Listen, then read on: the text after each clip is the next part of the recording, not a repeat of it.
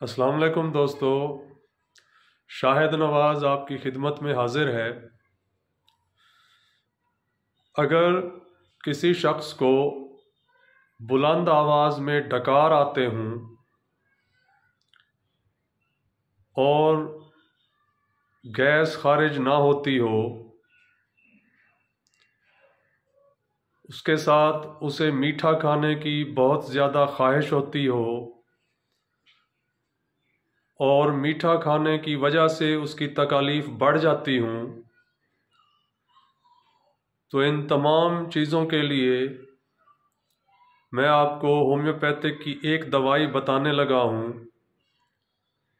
जो उसकी ये तमाम तकालीफ इंशाअल्लाह दूर कर देगी।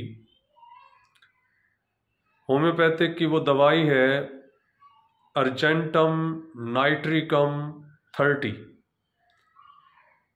अर्जेंटम नाइट्रिकम 30 के 2 कतरे सुबह 2 शाम लेने से उसकी ये तकलीफ़ दूर हो जाती है। बुलंद आवाज़ में डकार आते हों, मीठे की ख्वाहिश हो या हवा खारिज ना होती हो, तो अर्जेंटम नाइट्रिकम 30 उसकी दवाई बनती है। दुआ है कि मालिक आपको सेहत वाली लंबी ज़िंदगी अता फरमाए।